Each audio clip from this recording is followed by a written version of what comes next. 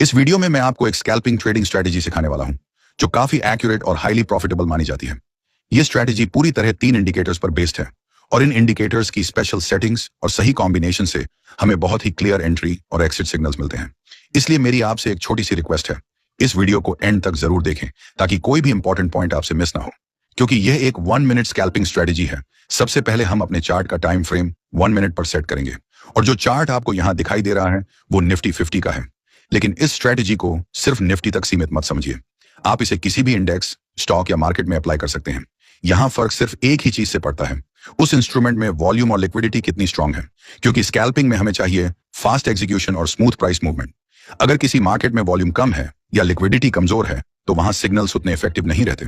Scalping में हम बहुत छोटे छोटे प्राइस मूव्स पर काम करते हैं। ऐसे में अगर मार्केट में अचानक प्राइस गैप आ जाए या बिड आस्क स्प्रेड ज्यादा हो जाए तो हमारी एंट्री बिगड़ सकती है, स्टॉप लॉस गलत जगह हिट हो सकता है और टारगेट पूरा होने से पहले ही ट्रेड खराब हो सकता है। इसीलिए स्कैल्पिंग के लिए हमेशा वही मार्केट चुननी चाहिए जहां लिक्विडिटी ज्यादा हो और प्राइस मूवमेंट स्मूथ हो। अब हम डायरेक्ट इंडिकेटर्स पर चलते हैं। इस स्ट्रेटेजी में हम कुल 3 इंडिकेटर्स यूज करने वाले हैं। सबसे पहला इंडिकेटर है MACD इंडिकेटर। इंडिकेटर्स में जाकर MACD ऐड कर लीजिए। अब इस इंडिकेटर की सेटिंग्स में हमें थोड़ा सा बदलाव करना है। फास्ट लेंथ हम 5 पर रखेंगे, स्लो लेंथ हम 8 पर रखेंगे और बाकी सारी सेटिंग्स जैसी हैं वैसी ही रहने देंगे। इस स्ट्रेटेजी में हमें सिर्फ MACD हिस्टोग्राम की जरूरत है, इसलिए MACD लाइन और सिग्नल लाइन को स्टाइल टैब में जाकर ऑफ कर देंगे। अब दूसरा इंडिकेटर है RSI। इसके सेटिंग्स में हमें कोई बदलाव नहीं करना है। लेंथ और स्मूथ लेंथ दोनों को 14 पर ही रहने देंगे। अगर आपकी RSI सेटिंग्स में टाइम फ्रेम ऑप्शन अवेलेबल है तो उसे 5 मिनट पर सेट कर दीजिए। इससे हमें हायर टाइम फ्रेम का ओवरऑल ट्रेंड समझने में मदद मिलती है। अब तीसरा इंडिकेटर है पैराबोलिक SAR। इसकी सेटिंग्स में स्टार्ट को हम 0.01 पर रखेंगे, इंक्रीमेंट को भी 0.01 और मैक्स वैल्यू को 0.1 पर सेट कर देंगे। अब हमारा चार्ट पूरी तरह रेडी है। अब समझते हैं कि इस स्कैल्पिंग स्ट्रेटेजी से ट्रेड कैसे लेना है। जो मैं अब बताने वाला हूं उसे ध्यान से समझिए, क्योंकि एंट्री लेने के लिए यहां 5 कंडीशंस का पूरा होना बहुत जरूरी है। सबसे पहले इंडिकेटर्स का रोल समझ लेते हैं।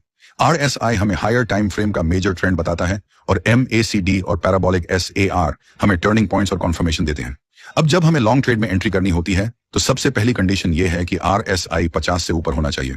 साथ ही RSI अपनी मूविंग एवरेज लाइन के ऊपर होना चाहिए। ये जो ऑरेंज कलर की लाइन है वही RSI की मूविंग एवरेज है। जब RSI 50 के ऊपर होता है तो हम सिर्फ बाय अपॉर्चुनिटीज ढूंढते हैं। अब चलते हैं पैराबोलिक SAR पर।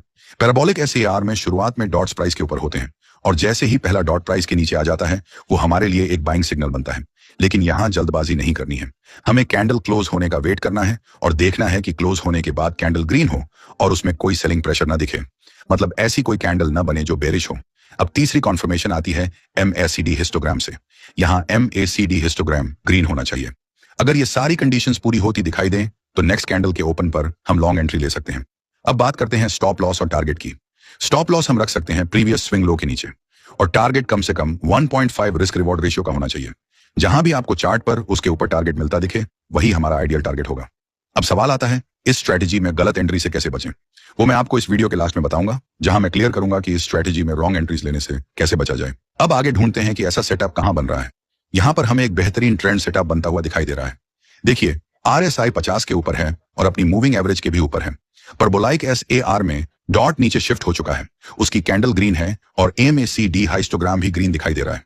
ये हमारा परफेक्ट लॉन्ग ट्रेंड सेटअप है और यहां पर आप नेक्स्ट कैंडल पर एंट्री ले सकते हैं। स्टॉप लॉस आप लास्ट कैंडल के लो पर रख सकते हैं और टारगेट कम से कम 1.5 रिस्क रिवॉर्ड रेशियो का होना चाहिए। अब यहां पर भी देखिए, RSI 50 के ऊपर चल रहा है, RSI अपनी मूविंग एवरेज के ऊपर है। पैराबोलिक SAR का डॉट नीचे आया है और उसकी कैंडल ग्रीन है। MACD हिस्टोग्राम भी ग्रीन चल रहा है। इसका मतलब हमें यहां लॉन्ग ट्रेंड सेटअप में जाना चाहिए। तो अब हम यहां लॉन्ग ट्रेड में एंट्री लेते हैं। पहली ग्रीन कैंडल के बाद आने वाली कैंडल पर हम बाय एंट्री लेंगे। हमारा स्टॉप लॉस इसके पीछे वाली कैंडल का लो होगा और उसे हम उसके नीचे रखेंगे।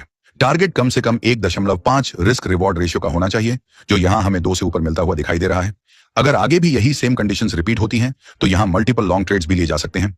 अब इसी चार्ट में आगे देखिए, हमें यहां शॉर्ट ट्रेड अपॉर्चुनिटीज दिखाई दे रही हैं। शॉर्ट ट्रेड में एंट्री के रूल्स लॉन्ग ट्रेड के बिल्कुल ऑपोजिट होते हैं। जब RSI 50 से नीचे चला जाता है तो इसका मतलब होता है कि हायर टाइम फ्रेम का ट्रेंड डाउन है और तब हम सिर्फ सेलिंग अपॉर्चुनिटीज ही ढूंढते हैं।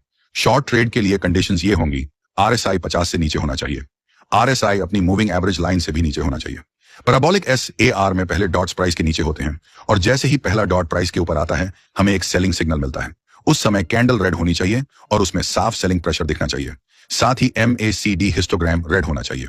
अगर ये सारी कंडीशंस यहां दिखाई दें तो नेक्स्ट कैंडल ओपन पर हम शॉर्ट एंट्री ले सकते हैं। हमारा स्टॉप लॉस रहेगा प्रीवियस स्विंग हाई के ऊपर, और टारगेट यहां भी हम रखेंगे कम से कम 1.5 रिस्क रिवॉर्ड रेशियो का। अब एक और शॉर्ट ट्रेड देख लेते हैं। यहां पैराबोलिक SAR का डॉट नीचे से ऊपर शिफ्ट होता है, RSI 50 के नीचे है और अपनी मूविंग एवरेज से भी नीचे है, और MACD हिस्टोग्राम भी रेड है। यही है हमारा परफेक्ट सेल सेटअप। यहां से हम शॉर्ट ट्रेड में एंट्री बना सकते हैं। स्टॉप लॉस रहेगा लास्ट कैंडल के ऊपर, और टारगेट फिर से होगा मिनिमम 1.5 रिस्क रिवॉर्ड रेशियो। अब बात करते हैं कि इस स्ट्रेटेजी में गलत एंट्री से कैसे बचना है। इस चार्ट को ध्यान से देखिए।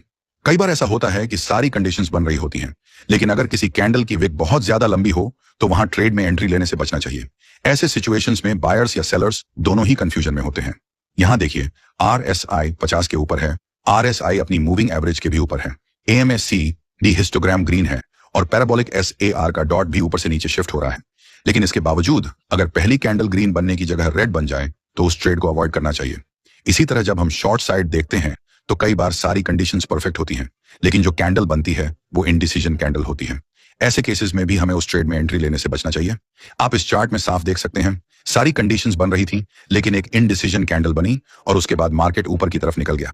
इसीलिए इस स्ट्रेटेजी में नेक्स्ट कैंडल का वेट करना बहुत जरूरी होता है। दोस्तों, एक बात हमेशा याद रखिए, कोई भी स्कैल्पिंग स्ट्रेटेजी 100% गारंटीड नहीं होती। लॉसेस ट्रेडिंग का हिस्सा है, इसलिए प्रॉपर रिस्क मैनेजमेंट बेहद जरूरी है। स्कैल्पिंग के लिए सबसे बेस्ट तरीका है 1% रिस्क रूल। रिस्क मैनेजमेंट के बिना कोई भी स्ट्रेटेजी कभी भी कंसिस्टेंटली प्रॉफिटेबल नहीं हो सकती। तो दोस्तों, आज के लिए इतना ही।